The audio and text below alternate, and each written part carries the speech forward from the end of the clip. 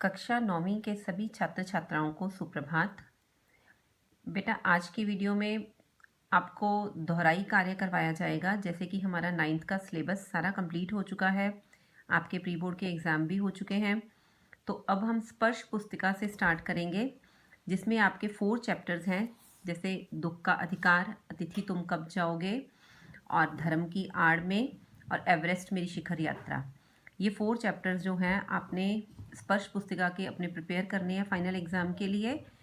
तो आज इन चारों चैप्टर की वीडियो में मैं आपको एक बार दोहराई करवा रही हूँ, और इन्हीं चैप्टर में से आपका जो नेक्स्ट वीडियो आएगी आपको कमिंग फ्राइडे को बच्चे आपका टेस्ट होगा, जो आपका ऑनलाइन टेस्ट होगा, ऑब्जेक्टिव टाइप टेस्ट होगा, ऑनलाइन टेस्ट होगा, जिसमें गूगल फॉर्म में आपका लिंक भेजा जाएगा और 20 मार्क्स के ऑब्जेक्टिव टाइप क्वेश्चन आएंगे, जिसमें जैसे कि आप पहले दे ही चुके हो टेस्ट, तो आपको ये भी मैं इन्फॉर्म कर रही हूँ इसीलिए कि आपके स्पर्श पुस्तिका के ये जो 4 चैप्टर हैं उनमें से आपका ये गूगल फॉर्म में आपको लिंक भेजा जाएगा और उनमें से आपने ये ऑब्जेक्टिव टाइप 20 क्वेश्चंस होंगे, एमसीक्यू की फॉर्म में आएंगे, जो वो आपको ये टेस्ट करना होगा। मॉर्निंग आएगा, इसका टाइम होगा 9 to 10। और ये हम यहाँ से स्टार्ट करते हैं दुख का अधिकार। दुख का अधिकार में जैसे कि आपने देखा ही हुआ है कि यहाँ पर दुख का अधिकार चैप्टर में सबसे क्या केंद्रित बिंदु है, हमारी पोशाक।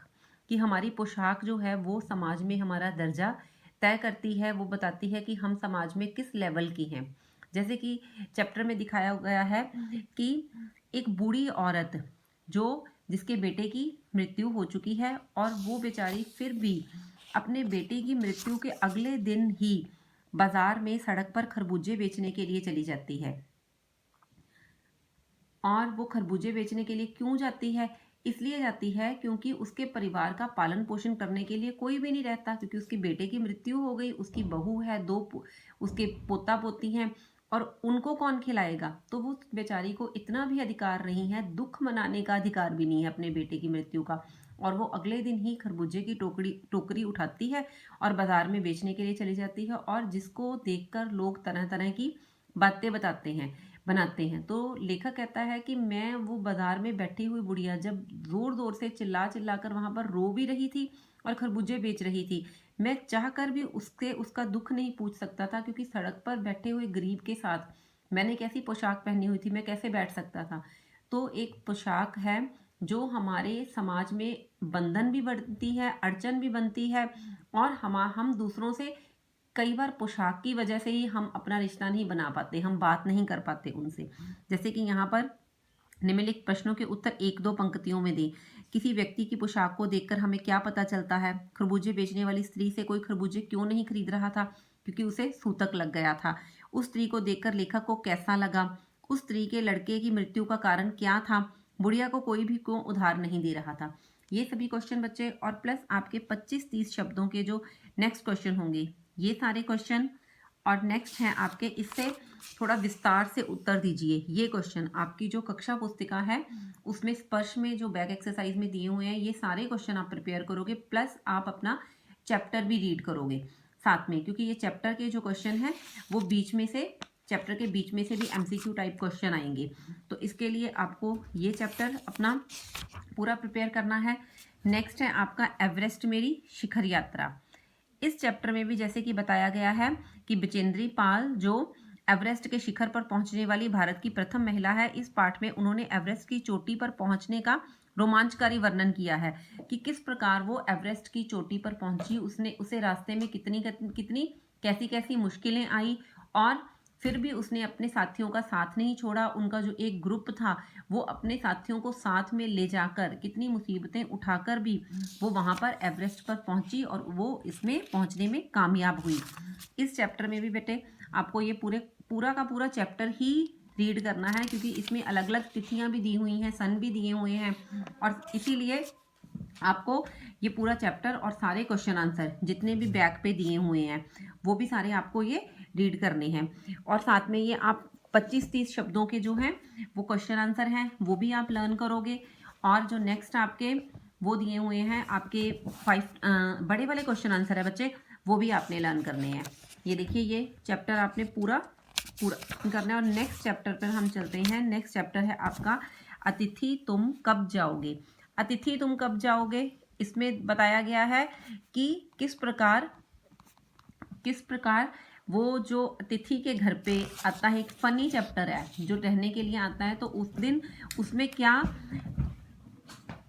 अतिथि के घर पे जो रहने के लिए मेहमान आता है तो वो कैसे उससे तंग हो जाता है और वो मेहमान जाता नहीं है 2 दिन 3 दिन 4 दिन, तो वो किस प्रकार वो बेचारा दुखी हो जाता है, कैलेंडर पे तिथियां देखने लगता है और वह उसकी हरकतों से परेशान हो जाता है कि पहले दिन तो जब वो आया किस प्रकार उसे खाने के लिए अच्छा डिनर दिया गया, लंच दिया गया, और धीरे धीरे धीरे जो मेहमान नवाजी करता है, जिसके घर पे मेहमान आता है, वो कैसे डिनर से खिचड़ी पर पहुंच गया।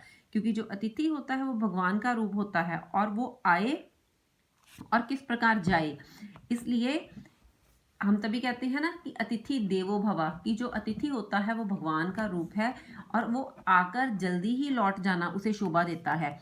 इसलिए कहा गया है कि अतिथि को अधिक देर तक अगर रहेगा तो हम भी उससे क्या होंगे, फेडअप हो जाएंगे ना। इसी को पाठ में बताया गया है कि किस प्रकार अतिथि जिसके घर पे आया था वो जैसे उसके आने का स्वागत किया था वैसे ही उसने उसके जाने का स्वागत भी करना था, पर ऐसा नहीं हो पाया। किसकी वजह से, केवल अतिथि के ना जाने की वजह से।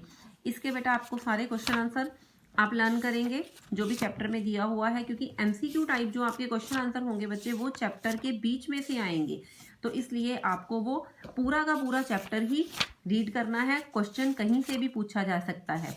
जो आपका एमसीक्यू टाइप पेपर होगा तो एमसीक्यू तो चैप्टर के बीच में से आएंगे। नेक्स्ट चैप्टर है धर्म की आड़।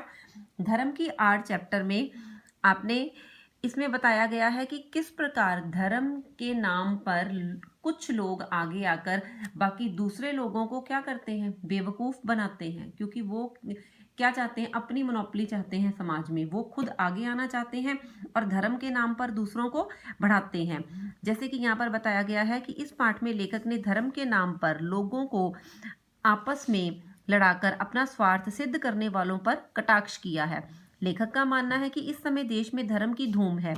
धर्म और ईमान के नाम पर उत्पात किए जाते हैं। रमुआ पासी बुद्धू मियाँ धर्म और ईमान को ना जाने तो उनके नाम पर मरने मारने को तैयार हो जाते हैं। देश के सभी शहरों में यही दशा है। आम आदमी बिना कुछ सोचे समझे कुछ स्वार्थी तत्वों के संकेतों पर उत्पात मचाने लग जाता है। इससे उन स्वार्थी लोगों को नेतृत्व मिल जाता है, वे अपना स्वार्थ सिद्ध करने लगते हैं।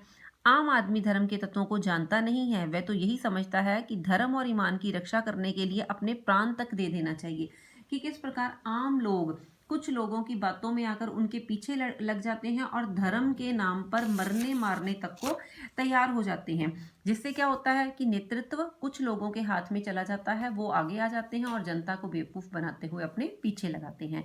इसके बच्चे सारे क्वेश्चन आंसर बैक एक्सरसाइज के आपको ये सारे लर्न करने हैं, प्लस चैप्टर तो आपको रीड करना ही है।